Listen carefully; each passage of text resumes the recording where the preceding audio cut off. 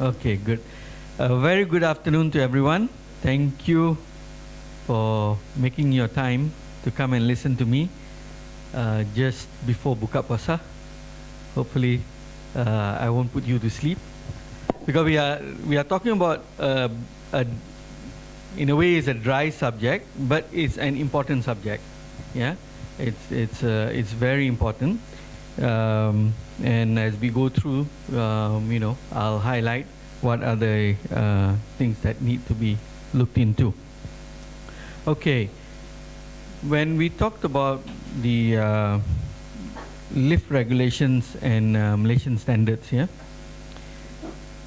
I particularly mentioned lift regulation, but in reality, what we are talking about is the entire vertical transportation system, yeah, vertical transportation system in Malaysia. Vertical transportation system includes escalators, travelators, dumbwaiters, everything comes under the scope of vertical transportation systems. So, how is this organized in Malaysia? What happened was, earlier on, everything was through British standards, yeah? And back in the late 60s, the standard of the day for lift was BS 2655. First and foremost, the Factory and Machinery Act was established. This was back in 1967. In this act, it defined certain equipment that needed to be governed under the act. And basically this act, lift comes under machine angkat, yeah? Machine angkat. So that's why it was necessary to establish a regulation called lift regulation to govern the lift installation in Malaysia. So they used the British standard BS 2655 and then established the lift regulation, and this came into force on the 1st of February 1970.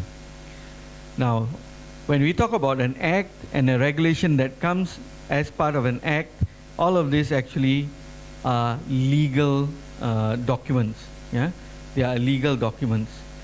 When we talk about standards, standards are not legal documents, but they are established for good practice, established for as a code of practice, as a guide for people to design and go about doing the work. So that is the difference between a regulation and a standard. Okay? So in Malaysia, lifts are governed under the regulations. So this means that we cannot simply do things that are outside of what's stated within the regulation. Yeah? Because if you do that, then you will be liable to be charged under the act. Yeah? So everybody has to be very careful to understand what's in the regulation and make sure that it's not contravened in any way. The other law that affects lift installation is the Uniform Building Bylaw. Yeah? Uniform Building Bylaw. And then under Uniform Building Bylaw now, the new Malaysian standard for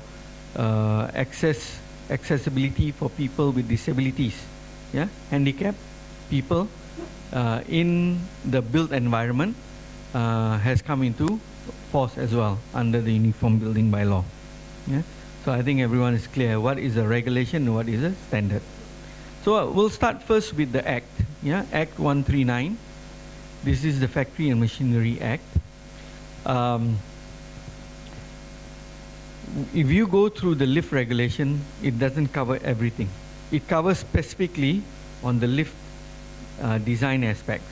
But there are a lot of other things that are involved in the way a lift is to be operated and maintained that is covered outside of the regulation. This is covered under the Act. Okay. Now, you can see that the Act here provide for the control of factories with respect to matters related to safety, health and welfare of person therein, the registration and inspection of machinery and for matters connected therewith. Okay, why did I read that out? Because people say, hey, I'm in a building. Why am I covered under the Factory Machinery Act? Mine is a residential building. Why does it come under the Factory Machinery Act? That's because of this statement here, related to safety, health, welfare of persons therein. Okay, so whoever is within an occupied space is a public space, it comes under this Act. Okay? That's why it's like that. If you go through the Act, it starts off with part 1, basically it covers preliminary, and this is basically interpretation, appointment, supervision and powers of officers, entry into premise and licensing. Okay, so this is basically talking about the powers of officers of the body that is implementing this Act. Anyone here knows which body implements this Act? Factory Machinery Act? DOSH, correct. Now, that's funny, eh? DOSH, Factory Machinery Act. Now, what happened? Basically, what happened is it started off as the Factory and Machinery Department. Jabatan Kilang dan Jentera, JKJ. Okay? But after 1994, after the establishment of the OSHA, yeah, Occupational Safety and Health Act in 1994, Jabatan Kilang dan Jentera changed to Jabatan Keselamatan dan Kesihatan Pekerjaan, okay, JKKP, or in English, Department of Occupational Safety and Health. Yeah. So starts off with Factory Machinery Department, looking after or being responsible for Factory Machinery Act, changes to Malay Jabatan Kilang dan Jentera, and then in 94 changes to Jabatan Keselamatan dan Kesihatan Pekerjaan. Yeah, okay. So anything related to work, where people work, environment where there's work going on, all of this comes under JKKP. Okay.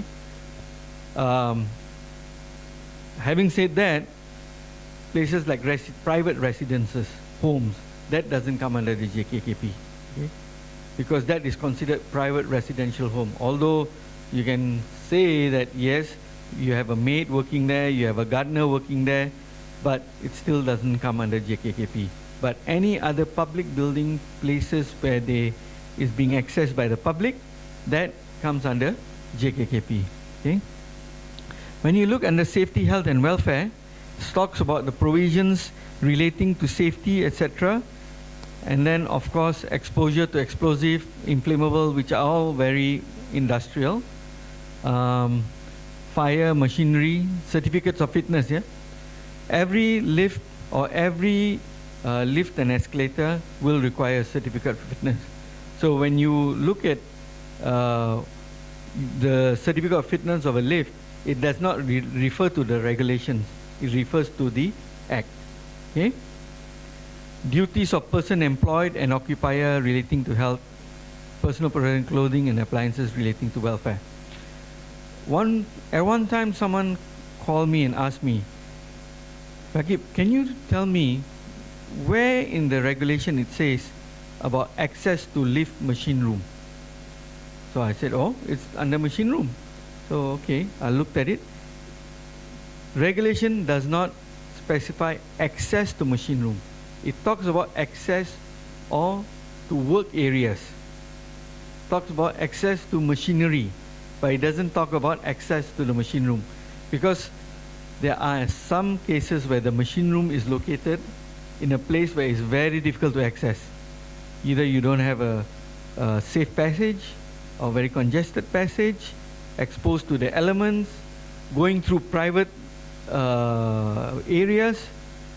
So to get to that, you actually have to come back to the Act and cover it from the Act. Yeah.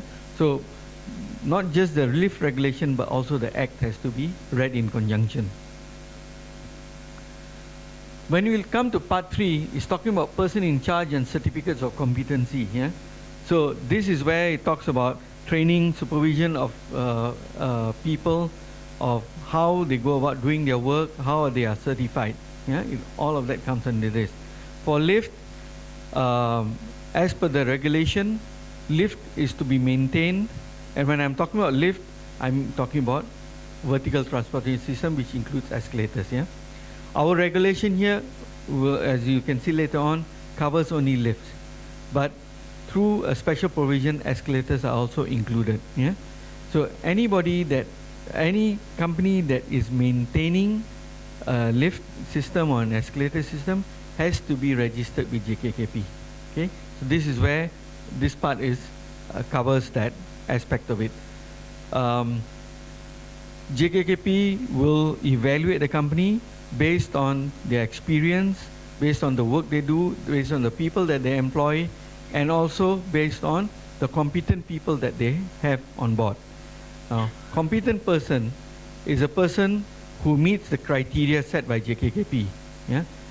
And after gaining the necessary number of years of experience, they will have to sit through a test and satisfy JKKP, the person who is responsible for this area, to certify that they are competent to carry out the work.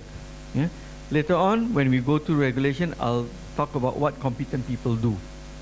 So, first and foremost, the company that does the maintenance work, the installation, actually we should start from the installation. Installation and maintenance has to be a competent company, and they have to employ competent people to carry out the task that is under the regulation. Yeah? So when any one of you is involved in the tender process or in the evaluation process, please make sure that the company you look into, other than their experience, look into their competency. There are companies today that are losing their registration with JKKP because under JKKP's requirements, lift companies have to do two things. First, they need to be representing one manufacturer. That has to be registered with JKKP. Okay? Any manufacturer that wants to come and sell in Malaysia needs to be registered with one company. Okay? They can't go and register with two different companies. So you cannot have company A and company B selling the product from the same manufacturer. Each manufacturer can only tie up with one local company. So that's number one. Second thing is that the local company that is registered with JKKP needs to do new installations. That means new projects. Okay? There are more than 40 companies that are registered with JKKP that you will find that not all of them are doing new installation. Some of them are just doing maintenance work. So those that are just doing maintenance work and they've just registered a foreign company for the sake of getting a registration from JKKP will be removed and will be deregistered. Yeah? So it's important that the company does new installation as well as maintain installed equipment. So they have to carry out both activities. Yeah? So please make sure that when you are evaluating the company, whether it's through a tender exercise or whether you're evaluating them to do maintenance in your building, that they are registered, they carry a valid registration JKKP. If I'm not mistaken, nowadays is for 3 years. Yeah? So every 3 years it needs to be renewed. And same goes for the competent person. Yeah? The person has to be registered. Now part 4, this part, notification of accident and dangerous occurrence. A lot of people don't know this. A lot of people don't know this. An accident happens in your premise, in a public premise, it goes unreported. Okay? So if an owner does not report an accident and JKKP finds out about it, the owner will be fined. Yeah? Will be issued with a citation. Yeah? That will carry fine and possibly jail term as well. So it's very important that if any accident or dangerous occurrence happens in your building, this is notified This can be as simple as lift being out of level and the person falls and breaks an arm. Okay, how do you define this accident and dangerous occurrence? That is by the number of days that the person will go on medical leave. Okay, so if the person gets injured and just treated outpatient, it is not considered a dangerous occurrence. But if the person is on medical leave for more than a day, then that is considered, as a result of the accident, as a result of the incident, that is considered a dangerous occurrence, and that has to be reported. Okay. So please, those people who own buildings where lifts and escalators are installed, please make sure that if such an occurrence happens, report it.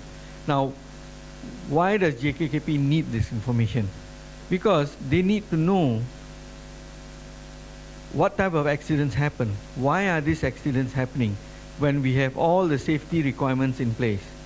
Why is it still happening? Is there something that is that needs to be improved? Later on, after the regulations, I'll talk about certain things that have been included, in as a requirement, though it's not in the regulation. Because don't forget, I mentioned that our regulation was established in 1970, based on a 1960s British standard. From that time until today, we have gone through at least a dozen revisions of standards. Yeah.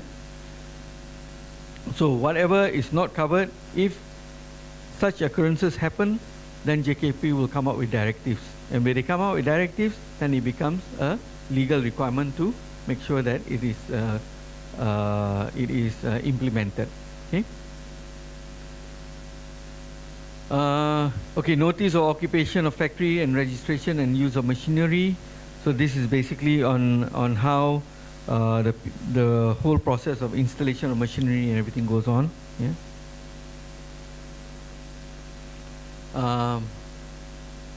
Part 4 is general. Now this is where it talks about the legal aspect. I'm not going to go into details of it. I'm just using this platform to create the awareness. Yeah, all of this is available on JKKP website. You can download it and you can read through all of this. Yeah, so if you are owners of premise where equipment is installed, please make sure you have a copy, and the people who are responsible for the building operation and maintenance, they go through it and understand it. Yeah. So first schedule is on dangerous occurrence, second schedule is on serious bodily injuries, and then of course occupational diseases. Yeah. If we look at that interpretation of factory, it says factory means any premise or part of a premise. Covers everything, right? So factory doesn't mean that, hey, mine is a shopping complex. You know? No, it still falls under this act. Whether or not they are factories by reason of the foregoing definition. So whether or not they are factories, it all covers. Yeah. So please make sure that the people responsible in your building understand this act and follow it. Okay. In the Factory and Machinery Act, lift is defined. That is why subsequently a lift regulation was established. Yeah. Escalator is not mentioned over here. Okay.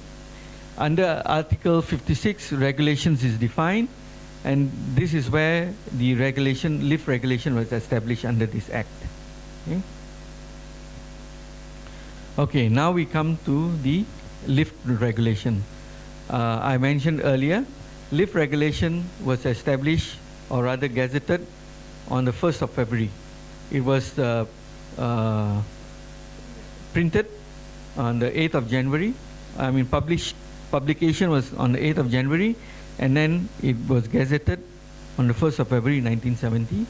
And until today, it's still the same lift regulations that we are using. Yeah? Still the same. Okay? For any new installation, it has to comply to these lift regulations. Okay. Basically, this is talking about the coming into force in 1970. So in the lift regulation, it is each of the items are covered under regulation. So you got regulation 1, 2, and 3. Then there are parts. Part 1, 2, 3, and 4. So there are 4 parts in the regulations. 3 parts apply to all electrical passenger and goods lift. Okay, and this is for anything that is installed after the 1st of February 1970. Okay, after 1st of February 1970. So safe to say that today all is covered. Yeah. What happened to part 2? Okay, part 2 is for lifts that were installed before 1970. Okay, but it also applies to, for purpose of an existing lift shall be deemed to have been substantially altered when, in the opinion of the chief inspector, 4 of these things happen. So today you have a building that has a lift in it, and you find out that your structure, your building is a 5-story building, but you find out that the structure was designed back in the 70s. It's a very strong structure. You can put up another 3 more floors into the building. So what happens? Now your lift is going to start serving 8 floors, right? So if its travel has been increased by an additional floor or floors. So if the lift travel increases, it comes under part 2 and it needs to be re-inspected by the authority. It has been converted from a goods lift to a passenger lift. Regulation says that, but I will not recommend converting a goods lift to a passenger lift, because goods lift structure is different from a passenger lift structure. Goods lift is designed to carry goods and 1 attendant. It's not the most comfortable lift compared to a passenger lift. Passenger lift is designed to carry passenger. So you have a lot more features in it that give you a comfortable ride. But for whatever reason, if you decide that you have a goods lift in your building and you want to convert it to a passenger lift, it has to go through a re-inspection by JKKP. Now why is that? Because a goods lift can be much larger in terms of the floor area. Normally when you look at the floor area, the regulation defines the floor area per person. So when you go into a lift car, you will see number of persons. Why is that number of persons? Because the lift car is that size. Okay, it approximately works out to be about 0.14 square meters. Yeah, 0.14 square meters per person, approximately.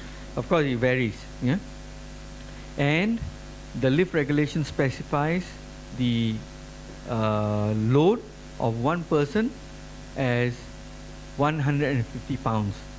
Okay, don't be surprised. This is 1970, so everything in here is in pounds and inches. Okay, so 1 person is 150 pounds. So what if you have a 10-person lift? It's 150 times 10, which is 1,500 pounds divided by 2.2. Okay, so that's how JKKP uses to calculate the load capacity, and that is minimum. Okay, so when you walk into a lift, you will see 2 numbers right at the front. Where you press your buttons, there is something called a load plate that will define the number of persons and what is the carrying capacity. Okay, carrying capacity cannot be less, it can be more, but number of persons cannot be more based on the floor area. Okay, so if it's converted from goods lift to a passenger lift, its travel has been increased, its contract load has been increased. So you find that back in the 70s, your architect was very generous, gave you a very big shaft, and your lift is very small. So, oh, okay, I can actually fit a much bigger lift into this shaft. So if your load is going to increase, then that has to be re-inspected by JKKP, and of course contract speed has been increased. So if these 4 criteria are met, either one of these 4, the lift has to be re-inspected by JKKP. Okay, now let's go through the other items. Regulation 4 talks about exemptions. Yeah, why exemptions? And it's good that this was in the regulation. Maybe there was a foresight that they had, because this regulation has not changed since 1970, and the standards have changed so much. The ropes that are being used today are sometimes lesser in diameter compared to the ropes that were used back then, or the one that is defined in here. For example, governor rope is defined as minimum of 8 millimeters, but today some governors use only 6 millimeter. You know, so long as the governor rope is able to withstand the force and has been tested by an approved laboratory with a test certificate, is acceptable, but you will require an exemption. At times it could be, and this could, most of the time they are more lenient to older buildings, yeah, because of some new requirements. The older building is not able to meet those new requirements, so for that a request for an exemption can be made. Yeah, but new building has to be designed with the new standards. It should not be designed with the old standard, or because there is this option of an exemption, that people design it and then go and request for an exemption for a new building. They are not very lenient. They will say go and find a way of meeting the requirement of the standard. Yeah? So don't just try to use this. And exemption comes with a disclaimer at the bottom. The disclaimer says it can be retracted at any time. Yeah? So just because you got an exemption doesn't mean that it's for life. It can be retracted by the authority at any time. Okay? Owner's liability. Now this is an important thing. A lot of owners don't know this. Okay? Owner's liability. You own the lift. You own the escalator. It could have come from brand A. It could have come from brand B. But they are only the manufacturers and installers. You own the equipment. You own the building. You own the equipment. So anything that happens as a result of the operation of the equipment, you are responsible for it. Yes, you are responsible to engage a competent company to do the maintenance work, but that doesn't mean that you absolve of your liability. That only means that you have engaged a competent company to do the work. You must ensure that they do the work. That part is still under owner's liability. Okay. Approval of installation. Again, this is the process which talks about the submission of the first schedule. Yeah. First schedule is a schedule that is filled and submitted to JKKP for a new lift installation. Once that design is approved, then JKKP, after the completion of the installation, will come and test the equipment and issue the CF. Yeah. Part 2 is all about the design, construction, installation and test, yeah, of the lift. So it talks about the lift loading and capacity. So this is where I mentioned it defines 150 pounds in terms of the weight and the floor area of the lift. Okay. To 158 pound roughly, what you call, converts to 68.1 kg, right? Today, the latest standards. Okay, who here is 68 kg? I'm not talking about the ladies here. Who is 68 kg?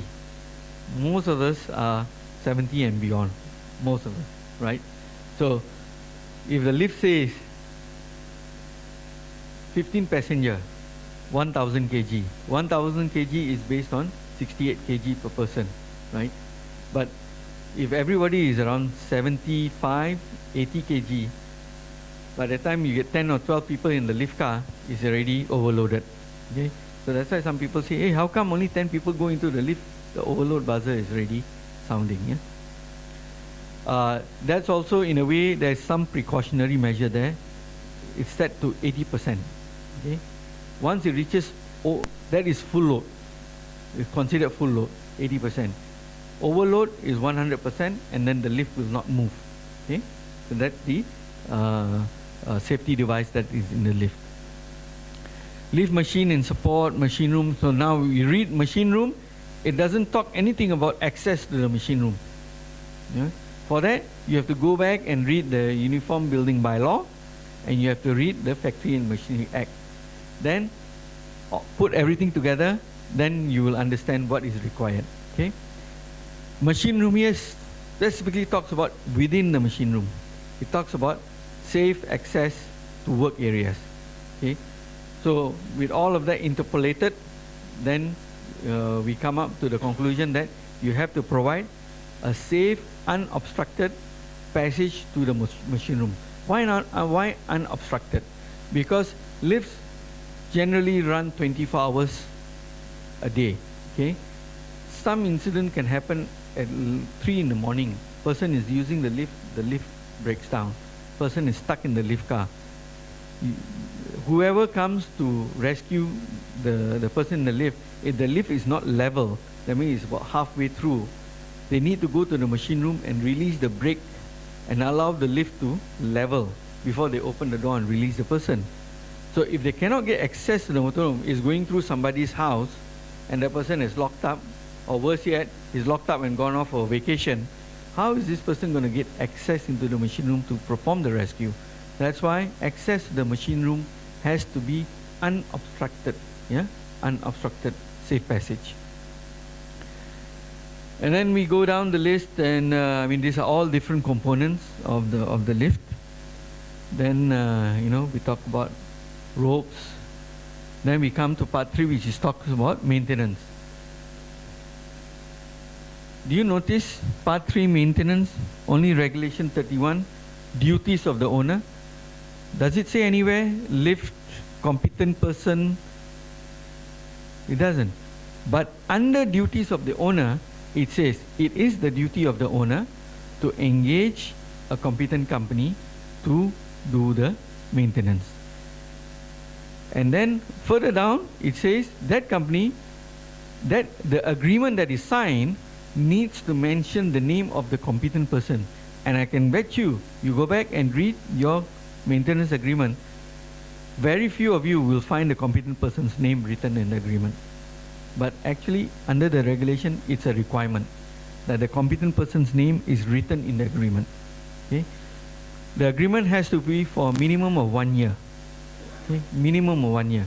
You cannot have a monthly on PO basis. No. It has to be minimum of 1 year. Okay? That's under regulation. Right? The competent person has a duty to ensure that he does a check every 3 months. Every 3 months. And arrange for the lift to be serviced every month. That is the responsibility of the competent person. Every lift must come with a lift register. Lift register is just like your car registration book. But of course, car registration book only puts the details of your car and the owner's detail. But the lift register, or the register of lift, has more in it.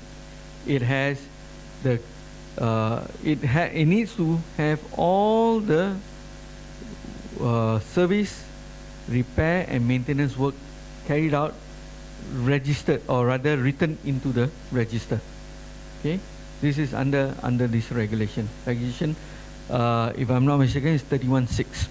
If you go and read 31.6, it will state exactly what are the information that needs to go into the register of lift. So please do go back and check whether all of this information is in there. Do check whether your competent person has filled in the necessary information and done the check every 3 months, signed off. I just checked one lift register of lift last week, just last week. It's been signed off by the owner, but the competent person has not signed and it's totally blank. I asked the owner, why did you sign this? He said, oh, the service mechanic brought it to me, I signed it off. I said, but the condition you have lift, nothing is written there. Whether it's good, it will make note of whether the rope is in good condition, whether the brake is in good condition, whether the gear is in good condition, whether the gear oil is in good condition, whether the safety gear is operating. All of that information is blank and is signed off by the owner. You know? So do be careful about all of these things, yeah, because it comes under duties of the owner, and it is specifically written that it's owner's responsibility to check that the work is done in a proper manner. The rest is about notices and attendance and penalty. So these are the first and second schedule. First schedule, like I mentioned just now, is filled in before the lift is installed. And this is the second schedule. It talks about the owner's name, where is the lift located, competent person, and of course it goes on and talks about is the brake in good condition, is the gear box in good condition, is the machine in good condition, how is the controller, all of that information. Yeah. Okay, so that's pretty much ends my explanation about the regulation. Now let's talk about standards.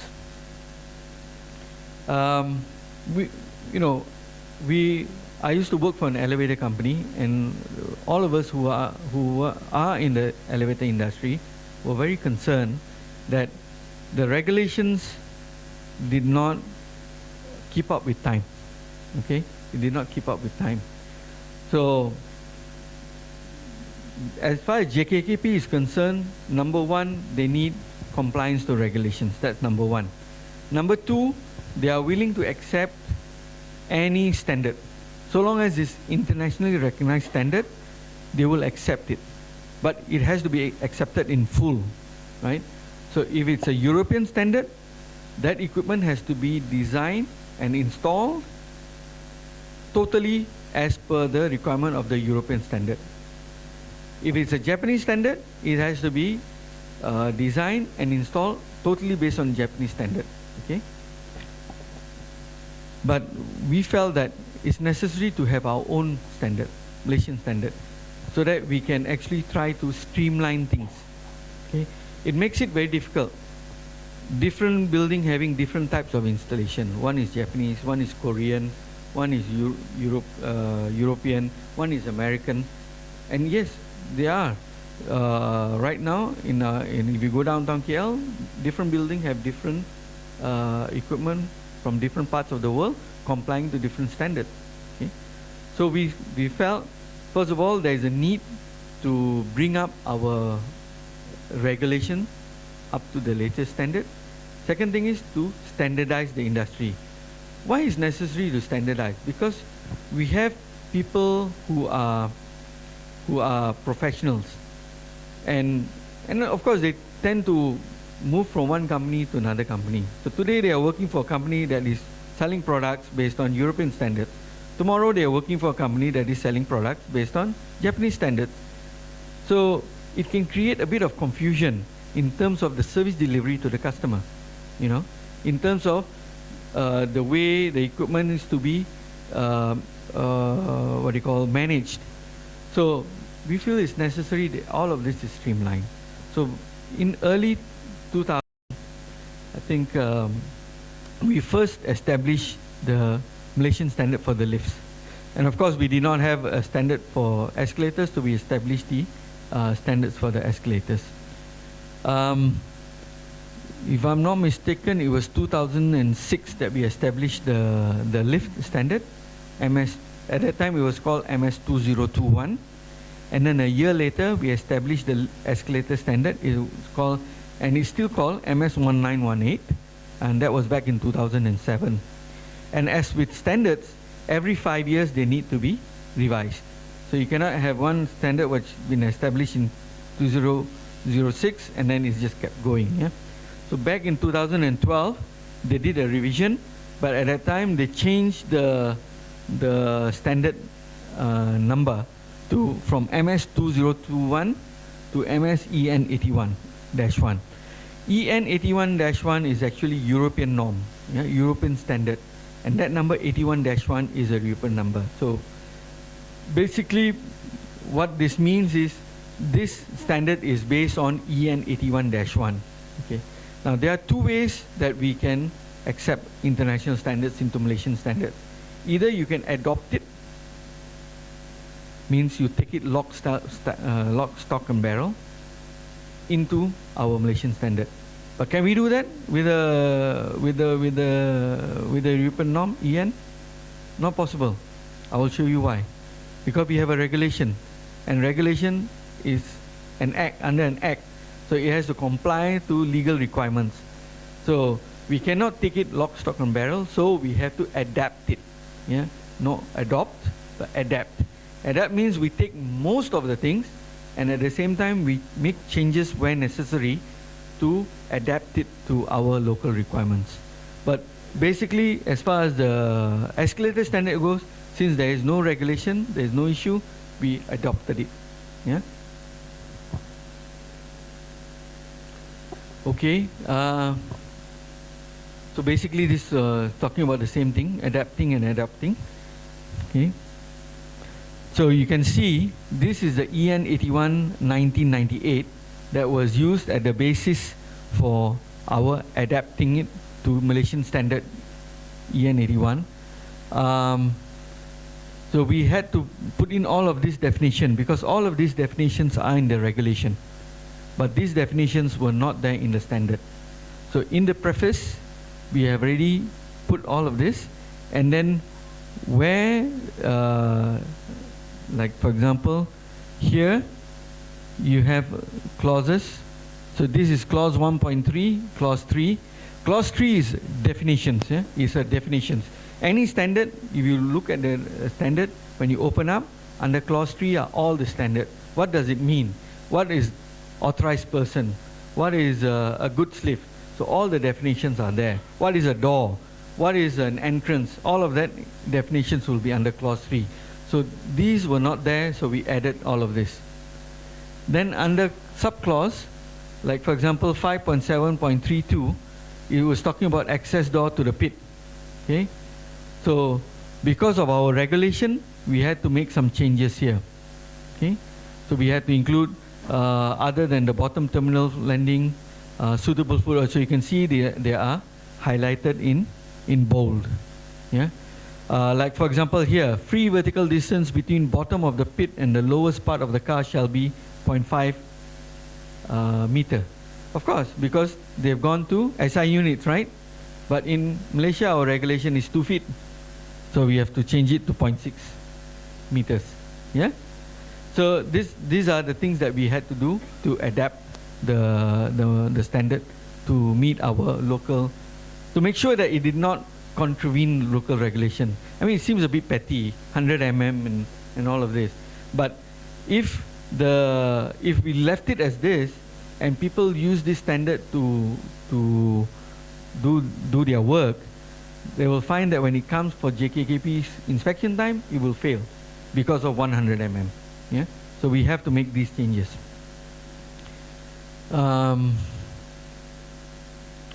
Okay, I won't go into all the details.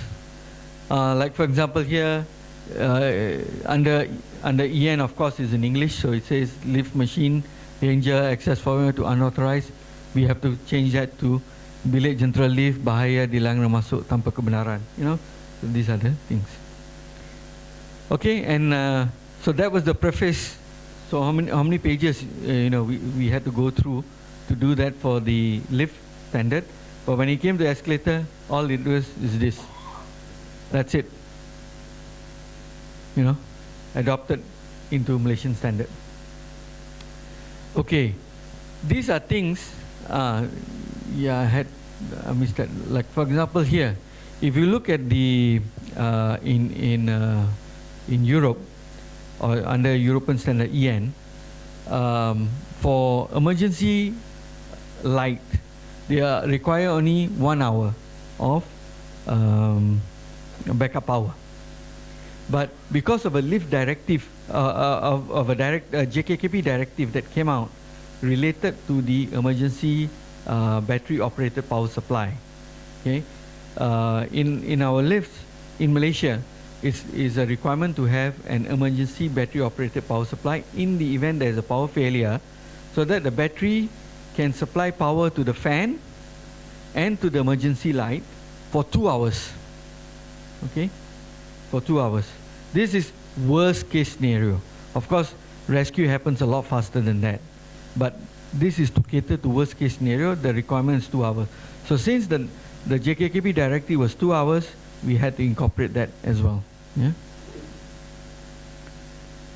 So these are things that have come out as a result of directives. Emergency battery operator power supply, I just mentioned about that.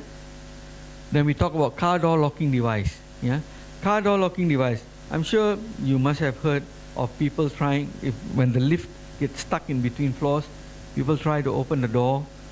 Because quite frankly, the lift door, from inside, you can open it. Outside, you can't because there is a lock. But from inside the lift car, you can open it. And the reason it's allowed to be open is to improve ventilation inside the lift car. But people tend to open it all the way, and lift car is like halfway, right? Can you just imagine, I'm standing in the lift, and that's where the floor is. And then they jump up. So you know, when you jump and you try to regain back your posture, there's a momentum. And due to that momentum, they ended up falling below the lift car into the lift pit. And of course, it usually is fatal. Yeah. So because of that, this requirement came into the picture, car door locking device. So if the lift is beyond the safe distance, if it's within the safe distance, say about just less than a feet, you can still open the door fully. But once it's beyond the safe distance, this will prevent the door from opening fully.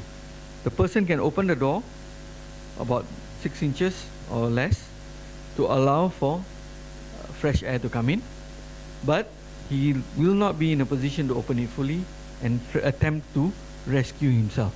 Yeah, because like I mentioned, people don't know, they don't understand.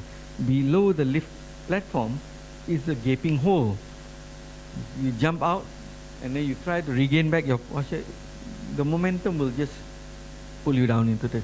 Okay. This is something new, unplanned movement of car. It's not yet a directive. Okay, we are looking at this as part of the revision. Right now, we are revising the Malaysian standard, so this will be included in it. Yeah, and we hope that now JKKP will be able to recognize the Malaysian standard that we developed as the document, you know, to gazette that document, so that will be the document that will be used. Yeah, but it takes an act of, you know, a whole process, 6 months to a year, going through the Attorney General's chambers to the Parliament before it becomes, gazetted. Okay, Intercom and Supervisory Panel, I personally recommend that you have this, but only if you have a man station. That means you have a guardhouse, you have someone who is 24 hours manning the place, then have this. So that a person who's trapped inside the lift car can communicate to somebody outside. Most of the time, 90% of the time, it's more of panic. I mean, a person is trapped, they don't have information, they are not able to communicate with anyone, and that causes them to become anxious. Anxiety attack comes in, panic comes in, you know. So if the person is able to communicate with someone, get some words of assurance, and be assured that help is on the way. And I can tell you, 1 minute, if I stand here for 1 minute, it doesn't feel like anything. But you stand inside a trapped elevator where you are in a small space for 1 minute, it will seem like it's half an hour, you know. So it's quite harrowing. While we are on the topic of maintenance, time and again, any job site I go in to today to do some inspection, I always find this, the gap between the door and the frame. You know, our lift door moves, the wall is stationary, so there has to be some running clearance between the door and the stationary. But that running clearance should be between 3 to 5 millimeters only. Some places it's 1 cm. My finger can go inside. You know, just imagine, it's a crowded lobby. You know, for some reason your hand is on the door and the door opens, it follows in. you'll get injured. Or what about a child? A child is standing there playing near the door. Today we have a lot of cases of children getting injured on escalators, but believe me, there are cases of children getting their hands stuck. But because people don't really value the notification of dangerous occurrence and things like that, that goes unreported. Yeah? So be sure that these are checked. Yeah? Make sure that your service vendor is doing the checks and making the necessary adjustments to prevent any accident from happening. I'll just quickly run through, it's already 6:30, on some safety aspects for escalators. Today we are hearing of a lot of accidents on escalators. I mean, just within this past month or so, there have been 3. One was where an escalator had steps coming out at an airport. Then there was a case of a child getting genitals stuck because the child was doing something that the child shouldn't have been doing, and the parent should have been minding the child. Child was sitting on the escalator step, you know, and if you look at escalators,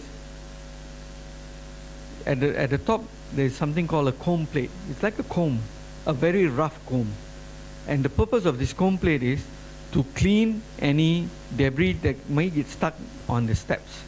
Okay, so as the steps are going through, it actually cleans the steps.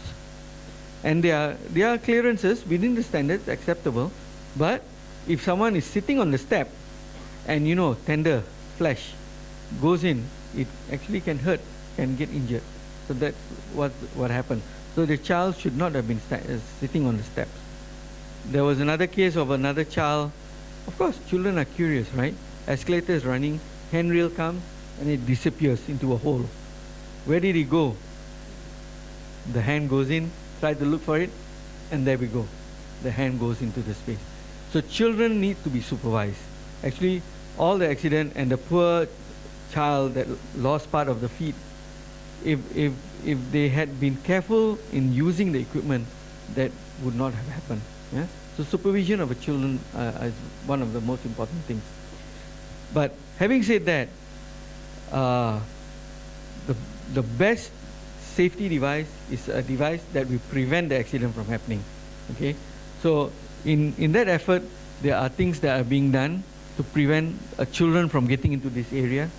You know, putting what you call access restriction, so the child doesn't get in between the 2 escalators.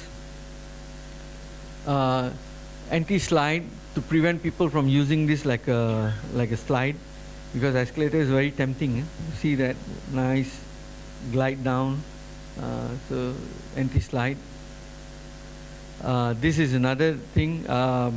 There was a child who got into this space and eventually fell down. So if this was there, it would prevent the child from moving into that area. Minding the gaps, yeah, making sure that wherever there are gaps, it is all within the standards. Making sure that the barriers are all in place. This is something good. This is a fall barrier. You may have seen it in some supermarkets, where the escalator itself has a handrail and glass. Outside that, there is another layer of glass which is much higher, you know, so it prevents anyone from falling over. Okay, just a few things to keep in mind as you use your equipment, making sure that it gets commissioned properly. A lot of the time, it's left just to the lift company and JKKP. Actually, what JKKP does, they come, they check against the first schedule. First schedule is based on the regulation, so you know it's a limited amount of things. They just check all of that, everything is okay, they issue the CF, right? But apart from that, there will be other requirements, like what I mentioned just now. Maybe someone has specified and what you call unplanned movement of car device. Maybe someone has specified supervisory panel. All of that is not checked by JKKP. So make sure that during the commissioning, all of this is checked. Monitoring of equipment, yeah, all of this is something that is part of the operation process. Monitoring to see that they are properly maintained, properly recorded. A lot of the information is not there, and especially if people have been changing service providers, they will find that that information is no longer available. When was the last time that the ropes were changed? Information not available. When was the last time the gear oil was changed? Information not available. Yeah. And if you change service providers, make sure that you retain the register of lifts. That has to be in your safekeeping. It has a lot of important information in it. All these things that have happened with the equipment, everything is recorded in it. Okay. So preventive maintenance, documentation, audit and inspection is something which very rarely gets done, because what happens is normally the lift is maintained by a service provider, and then every time the CF is up for renewal, arrangement is made, JKKP comes, does the inspection, and then it's signed off. But owner do their own audit inspection. I think that's something which is important. It's not very difficult if you know what to do. Actions after an accident are very important. Yeah, go back to the act. Make sure that notification of dangerous occurrence of accidents are all properly complied with. Okay, these are some things that we are working on now. Like I said, the elevators or the lift standard EN 81-1 was last revised in 2012. Now it's already due for revision. Now EN 81-1 and EN 81-2, so there were two standards. They've been combined. Okay, one was for passenger lift, the other one was for hydraulic lift. So now they've been combined, and now it's called 81-20, 81-20. So for persons and goods. Okay, this part is actually on the design aspect of the lift system. Part 1 and Part 2 also had a lot of appendices with all design information. All of that appendices, both from Part 1 and Part 2, have been combined into EN 81-50. So design rules, calculation, examination and test of lift components, all are now in the 81-50. Okay. This was published. The publication was in 2014. Basically, if you look at it, result requirement for complete passenger or goods lift system. Yeah, sorry, it was not passenger hydraulic, passenger and goods lift. Yeah, 81-1 passenger, 81-2 is goods. Both of them combined into one now. Why combined into one? Because in Europe, goods and passenger lift, the capacity and the floor area is the same. Okay. And then this is description of examination calculation, right? I just explained that just now to you. Many aspects of the standard have been changed and safety provision have been improved. Actually, it has, and that's the reason why we are adapting, adapting. You get tongue twisted. Adopt and adapt. Adapting EN 81-20. So right now is going through the reading at CIRIM. We are going through this document, and we would like to have this completed by this year and established. These are the main things. How this whole thing came up. Interpretation, amendments, standardization requirements, legislative. So they were, even in Europe, in between standards, they have issued directives. Yeah, so they had lift directive, machine directive. All of this are being incorporated into the new standards. Ease of use and maintenance being incorporated into the standards. Comments from European Interest Group, Commission, Body of Lift, Trade Association, from other countries, all of this now being incorporated. Yeah? So it's becoming a more global standard. It used to be very European-centric, now it's becoming more global. Because quite frankly, although we have Japanese standards, we have Korean standards, we have American standards, but the move is actually towards one common standard for all.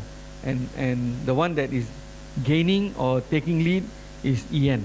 So chances are that eventually, after they get over the political difficulties, this will be the standard that will be for all. And it's especially gaining traction. Why? Because it's being adapted or adopted actually in China. China adopted the standard. So every equipment that comes out from China is complying to this. And you know, China is a manufacturer for the world. So 90% of the equipment is all coming from China. Most of the part of the world, even in Europe for that matter. Europe end up being more consolidation centers than manufacturing sectors now. Yeah. Okay, these are the things that have been incorporated into the standards. So higher requirement for strength of landing and car doors, because I don't know if you all have noticed, car doors and landing doors are becoming thinner and thinner and thinner over the years. Yeah. There was no definition of the thickness. There was a definition of penetration. There was a definition of the size, but how thick they should be, it was not defined. So now that is being defined. Yeah, how thick it should be, minimum. Preventing doors striking passenger when entering or leaving the lift car.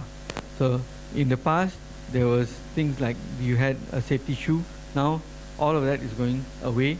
Without touching you, the door will retract. So it is going to become a common requirement that you have this automatic proximity detection devices. Yeah? Higher requirement for strength of car walls. Okay, goes saying, I don't know, I have this habit. I go into a lift car, I normally start knocking on the wall, I knock on the door. It's just habit because I'm so used to doing inspections. And my wife is very happy when I go into a shopping mall, because I don't go around looking at the girls, I go around looking at the lifts and the escalators. It's just, being 20 years in the line, is just something that is difficult for me to get away from. So when you knock on the wall, you find, oh wow, it's very hollow. And in fact, you can even press it. You press it, you go boing. So I'm glad that this is coming in. Provision against possible fall into the lift shaft wheel due to self-rescue. Again, we talked about it, right? So that's there. Higher requirement for rescue of trapped passengers, okay? Because even though there were standards put in, yet during rescue of passengers, accidents have happened. So these are being incorporated. And then, of course, the safety of workers. Higher requirement for refuse space on the car roof and in the pit. Now, if you recall, EN 81-1 is only half a meter. It used to be 2 feet, which is 0.6, then went on to half a meter. Now they realize, hey, half a meter is not enough, especially for masales who are big size. So they are actually increasing that. But it's not good news for building developers, because that means that now you will have to give deeper pits and a little bit more space in the overhead. Yeah. Higher requirement for balustrade on the roof car. This is actually for workers when they go onto the roof. Maybe it's too low, people will just fall across, so they're going to increase that height. Of course, when they increase that height, that will also affect the overhead, because as the lift travels to the top, that affects the overhead section. So basically, it's just talking about a safer usage for passengers and a safer working area for people who are doing maintenance. Yeah. So I mentioned 81, 20 and 50 published in 2014, and 81-1 and 81-2 is going to be withdrawn 2017. So that means in this period of 3 years, basically what's going to happen is the standard, it will be slowly accepted and adapted by the different manufacturers, because they know eventually after August 2017 they cannot be sending out equipment complying to the earlier standards, because they will not be accepted. Yeah? So we are also trying to establish our MS-EN 81-20 to make sure that we are well ahead of this establishment. We do have some manufacturers in Malaysia and who manufacture according to EN, So eventually they will also be moving to that. And of course we are importing equipment from overseas, we will be complying to this. Just a few more things. There are a few more standards, but right now our focus is, like I said, EN 81-20 and EN 81-50. We are also going to look into maintenance for lift and escalators. Today, and I know if there is anyone from a lift company, they may not be happy about me saying this, but I think it's fair to the owners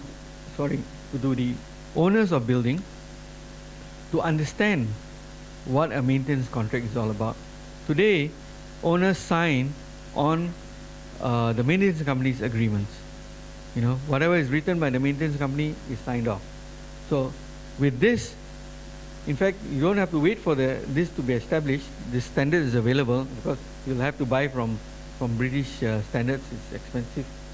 I think maybe our library might have it, because we do have a library of British standards at IEM. Then check. This talks about all the right things to do for maintenance. Yeah. So when lift maintenance company gives you their agreement, you can check against this to see whether they cover what is the right thing to do. And next will be the this is what we call the upgrades. Today, it's still a very undefined area, because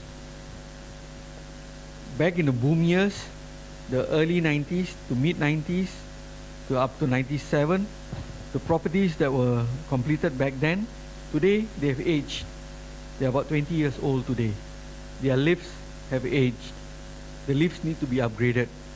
But the owners are at a loss. Where do they go to get the right information to get the equipment upgraded? They try to approach M&E consultants, but M&E consultants are busy with their own big projects. There are no real lift consultants in Malaysia.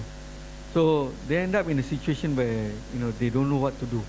So this is a good standard to look at. Yeah?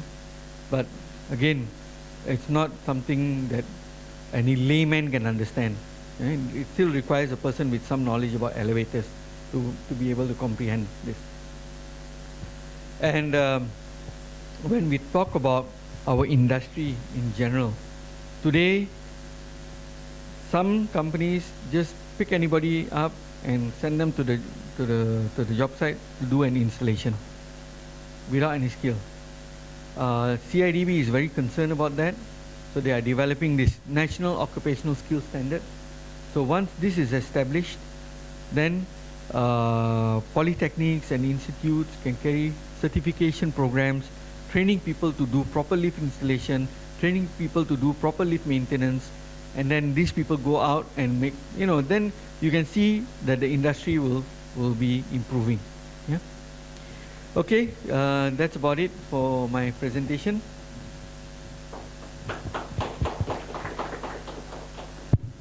Thank you, Engineer Ragib. Is there any questions from the floor? I think need to use the mic because the program is actually being recorded. Good afternoon. My name is Shahul. Thank you for a very enlightening talk, Brother Ragib. I have a simple question on escalators.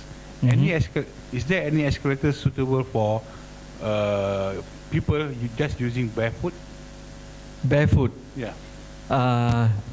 No, escalators are not designed to be used barefoot because I just mentioned just now, especially when it comes to the top and you have a comb, the feet can get stuck in that. So these are actually machines, so they need to have a footwear when you use them. Yeah. I know this because the application in mosque, in masjid. But it's not the right application actually. So you can install escalators, but install them outside at the perimeter before the people go into the main area, before they take off their shoes. So don't install it in a place where they will be barefoot. Yeah. I've seen in Makkah actually, where they have escalators in the haram, and you can see blood stains actually on the escalator. That's because people have been cut. So.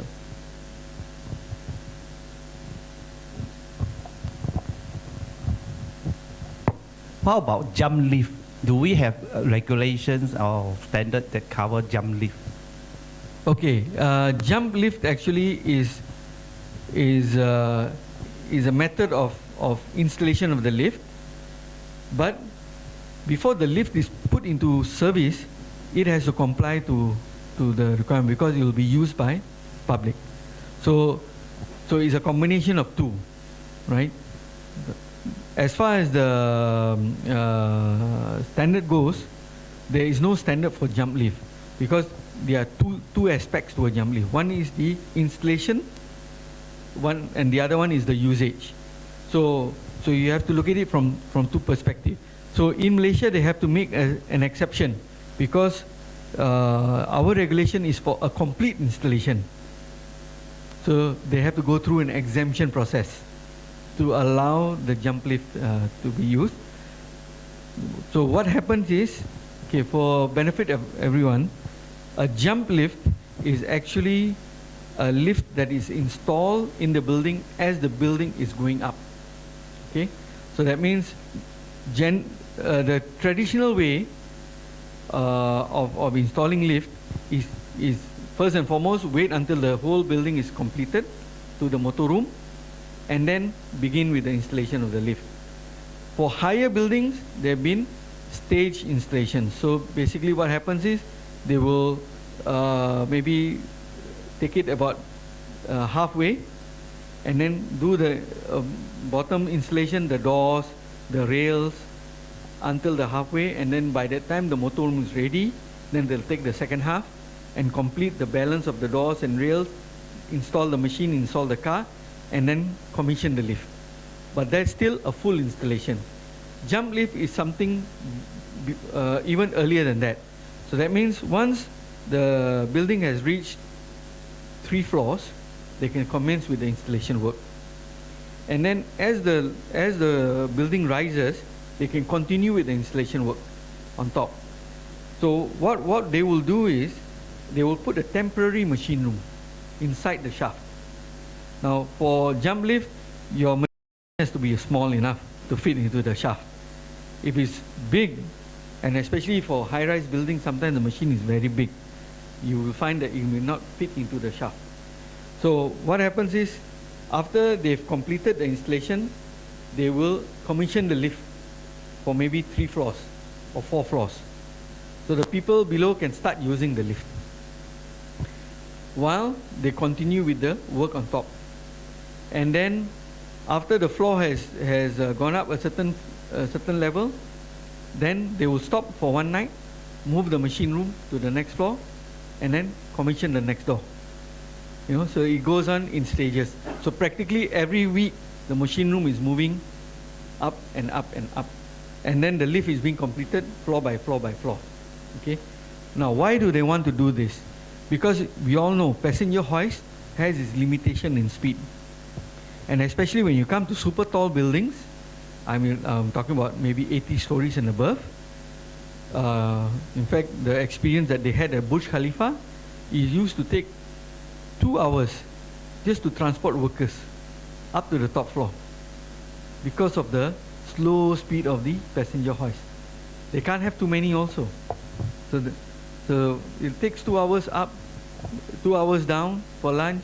In fact, later on they started serving lunch up there. And you know, it's very difficult to maintain cleanliness when that happens. And then 2 hours down.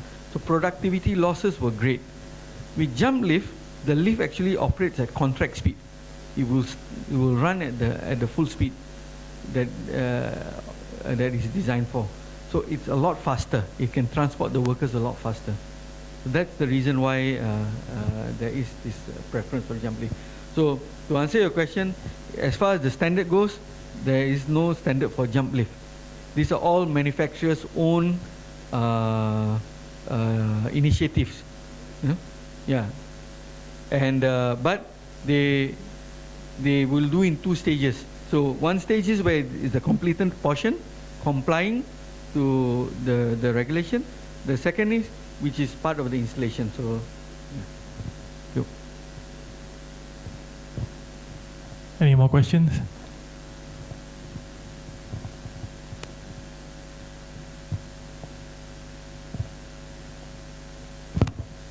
Hi, sir. Just want to ask, if let's say I'm designing a lift without a lift motorroom, motorroomless, and how about the unobstructed and safe passage to the machine itself? Do you advise to have another passage, safe one, to access to the machine? The access to the machine for machine roomless is from the landing itself, from the main landing. You know, the terminal landing, the last floor. So that is so that part. If you are talking about a private lobby, that could be an issue. You know, if there is a private lobby, so that lobby has to be accessible 24/7, where the inspection panel is, because normally machine roomless, you will have an inspection panel in the front, emergency and inspection panel, and then there is a machine and a controller inside. Generally, the machine roomless elevator is designed as such that only access is required at the inspection panel. Whatever is inside the lift shaft, that is something that doesn't need to be maintained or adjusted during the regular servicing. So they will only need access to the terminal floor. Yeah. Thank you. Okay, last question. Okay, if there's no questions, thank you, Engineer Ragib. Thank you very much. We'd like to present you a token of appreciation.